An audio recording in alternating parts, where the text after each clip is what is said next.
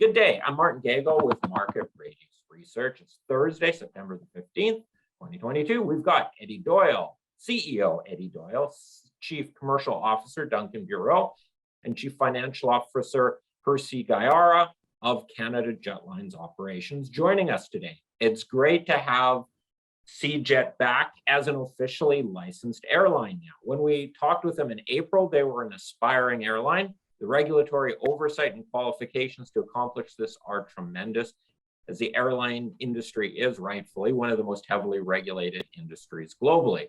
Now that the company has received their license in August, we're going to quickly review their business and operating model and how it's structured to minimize risk and have substantial growth opportunities.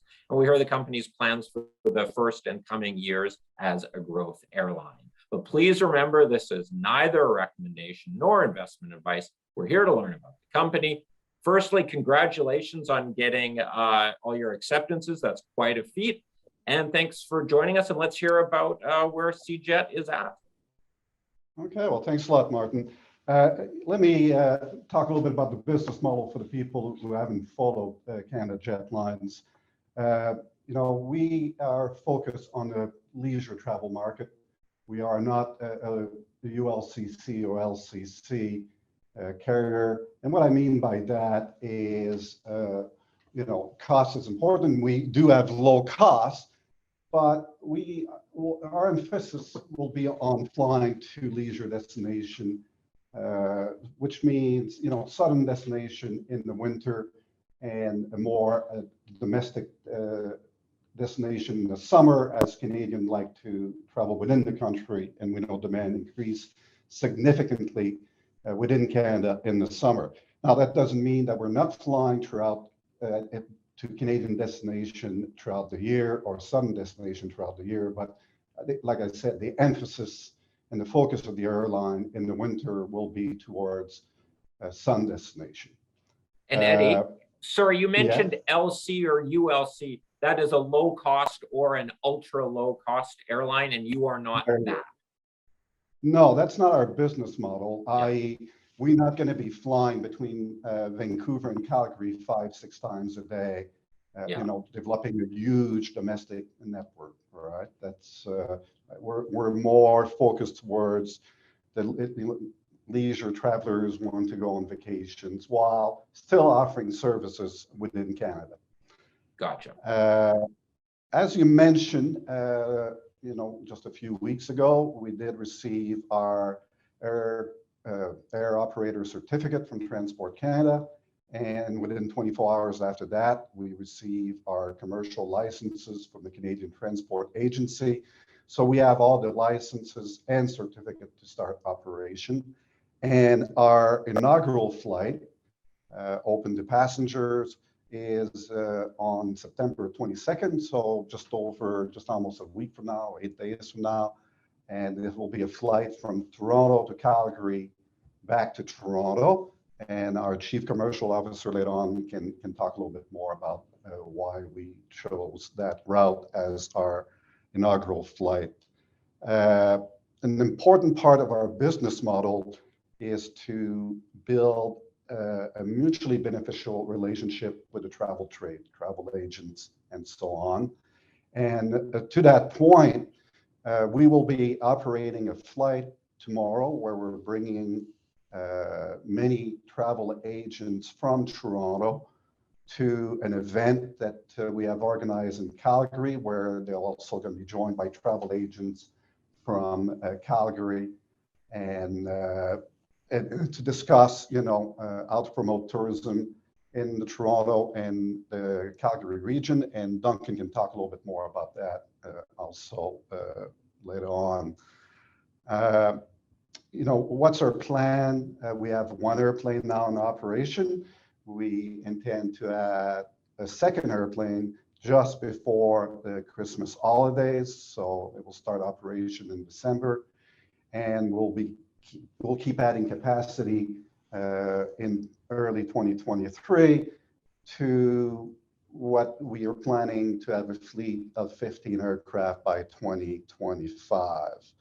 So as I said, right now, the route that we have announced is Toronto to Calgary and back to Toronto. And in the coming weeks here, we'll be announcing additional destinations.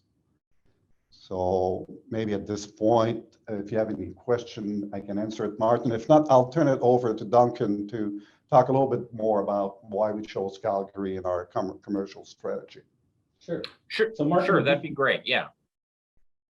So first of all, I want to just mention that our event tomorrow, we've got a tremendous response from the travel industry, not just travel agents, but tour operators, tourism boards, strategic partners who are going to participate in our event over the next 24 hours. So we are operating a flight into Calgary, and it's been extremely well received by travel industry professionals here in Toronto. We'll be flying them out to Calgary. They'll get to experience the aircraft. They'll get to experience our crew.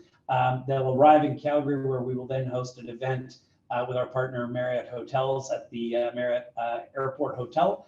And again, we're very excited about the lineup of speakers that we have. And again, a really strong turnout from travel agents in Southern Alberta as well. The intent is really just to build relationships with the travel trade, as well as help kickstart some of the tourism rebound with those agencies and all of those partners that we have. And we have a number of industry partners participating as well. The reason we chose Calgary as our first destination is Calgary is a great market. Toronto, Calgary is a great market as it has a tremendous amount of demand. And so that demand is year round. And so we felt strongly that launching later in the year, in the fall, when demand starts to drop off in other markets, we felt that it was less risky for us to start operating in Calgary. We've had tremendous response from Calgary Airport Authority, Calgary tourism boards surrounding Calgary and Southern Alberta, as well as in Toronto and the Toronto region as well. So not only Toronto tourism, Ontario tourism, Niagara tourism, and again, Southern Ontario tourism. And as you know, Toronto Airport is surrounded by fairly significant communities of Mississauga, Brampton, Vaughan, and a number of others. So again, we felt very strongly that that market would be sustainable. Our bookings look good. We're very happy with the advanced bookings. And again, we're very happy with the response that we're getting from our distribution partners. One of the things Eddy mentioned early on was our strategy around working very strategically with the travel industry and stakeholders. Those stakeholders include travel agents, tour operators, technology providers that really enable consumers to find our inventory and to be able to book it the way that they want to book it. So we have a very strong website that we've built, but we also are extending the reach of our inventory to travel trade partners, not only consolidators, tour operators, online travel agencies, words or analytics searches through Google and other search engines as well. So again, we're building out that network of distribution, really to put our product on as many shelves as we possibly can under the right economics. We've also signed an agreement with Amadeus, and we're looking forward to announcing other agreements with global distribution partners as well. So again, the ability for us to put our product on as many shelves under the right economic conditions in front of consumers in the way that they want to transact with us has really been the strategy. So I think on one of your news releases, when you talked about the travel agents, you even discussed how much commission the travel agents are getting. I'm gathering that like you're trying to compensate them fairly, so to speak, or not grind them down so that they're incentivized to promote your trips and I guess it's a strategy of not being low cost or ultra low cost, that you're trying to make it the travel business is a tight margin and you're trying to not be too tight on your partners. Well, I think we think that the commission that we've announced, it represents the value that they bring to Jetlines. And again, we want to build a very strong relationship. The commission that we are paying is very competitive. And as we grow the relationship, there'll be additional opportunities for agents to earn income from us. So the more we grow, obviously, the more relevant we become to those travel trade agents, the more that we can invest into aircraft. And then also in terms of distribution, being able to identify ancillary revenue streams that the travel agents don't have today or don't have access today. So not all airlines will pay commission on ancillaries. Not all airlines pay a base commission. And again, we think that going to the industry as a strategic partner and recognizing the value that they bring is why we chose to start off with a 10% commission, again, which is very, very competitive in the marketplace. Gotcha.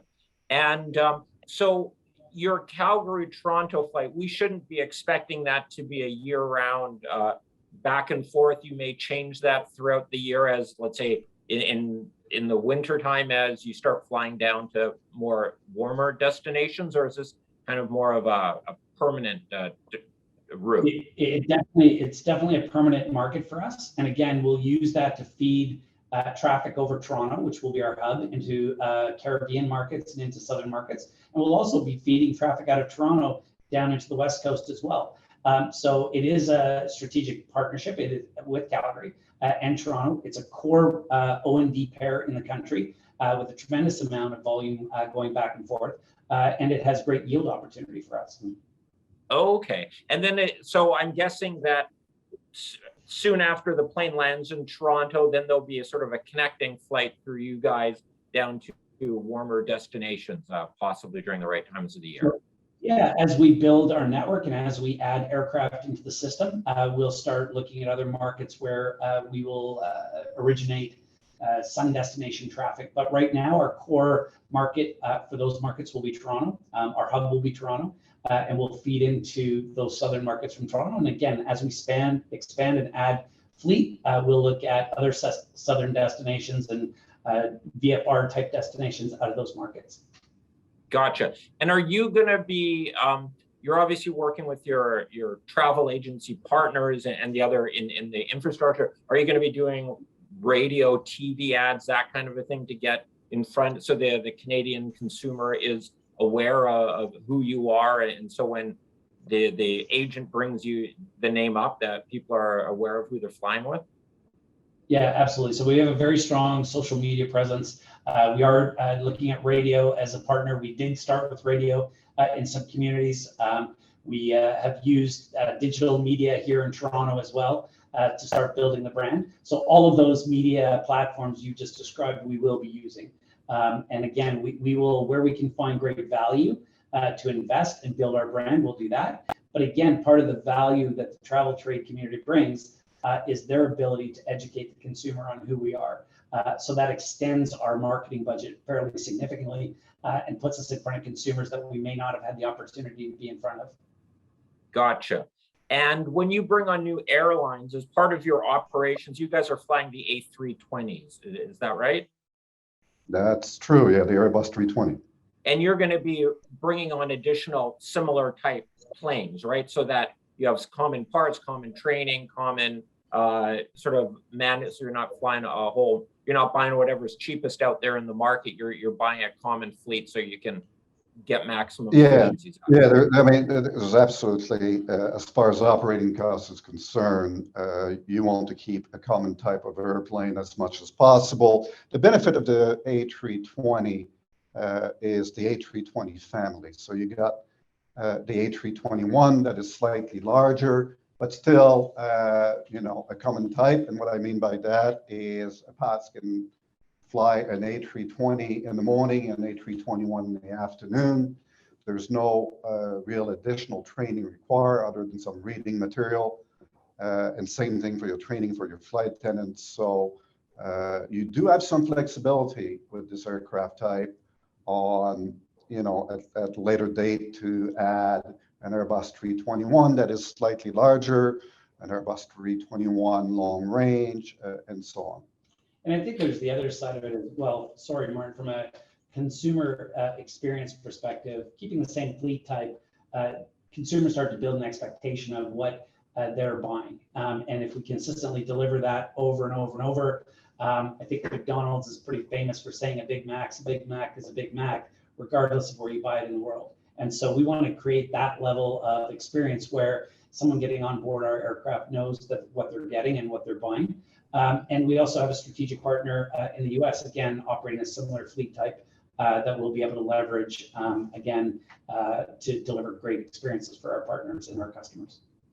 And you're fully sort of renovate, or I don't know what the term, but like, so you're putting in new seats, so they're common seats, and you're not packing them in super tight, so people are getting a pretty good experience on the plane, and a consistent one, like you're saying. Yeah, well, the customer experience is extremely important to us. You know, and you mentioned, yes, we put in new seat, the Recaro 3530 seat. It provides a little bit more leg room than, you know, an older type of seat. It has higher pivot point for the tables, so it does add extra comfort.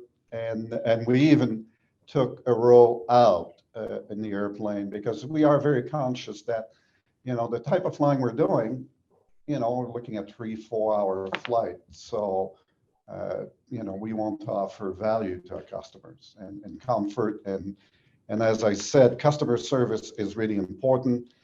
You know, it's front and center for our brand. All the executive here meet with all the employees. You know, Duncan and I have been doing the interviews of the flight attendants. You know, we really are pushing the message with all the employees that we are in the service industry. And what will be a very important factor on whether a customer will come back and fly with us again is the experience they will have on Jetlines. And nobody spends more time with the customers than the operating crew. All right. We should start wrapping this up here with so the kind of news flow we should be expecting through, let's say, the next 6-12 months is, we're expecting you're going to get commission or install a new airplane, and then announce whatever routes that they're planning on being. And then if you're going to be adding 15 planes by 2025, I think you said. Yes, Yes. That's pretty. So I think, yeah, so Martin, the messaging that you'll hear are more strategic partnership agreements that we sign in terms of distribution, hotel partners, car rental partners, tour operators, tourism assets, and then also the addition of fleet and the addition of markets. So those are the kinds of messages that you'll be seeing very consistently from us over the next 12 months. All right. Well, if you've got nothing else to add, any final comments, and we can, otherwise we can wrap things up here. We can quickly mention one more thing in here. We are doing an internal raise where we are raising capital. We've given the opportunity to the management, employees, executives to be part of the company, and we've got an overwhelming response on that. So we are raising $1.5 million right now. That will help us with the working capital, and the raise has been going pretty good. In the future, we will be coming out with another round probably by the end of the year for the growth that we talked about, to add more aircrafts and things like that. But that will be announced in the future as well. So we are very, very excited about the growth prospects that we have, the market that is currently with the pent-up demand. So I think it's the right opportunity, and with the service that Duncan and Eddy talked about, I mean, we will have a very successful future here.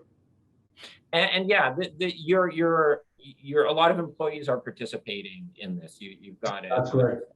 We have about 80% of the raise will probably come from the employees. All right, that shows nice commitment. All right, gentlemen. Well, thank you very much. I appreciate you taking the time and giving us an update on your big accomplishments over the last 6 months. All right. Well, thanks, Martin. All right. Thanks, Martin. Thank you very much. Cheers.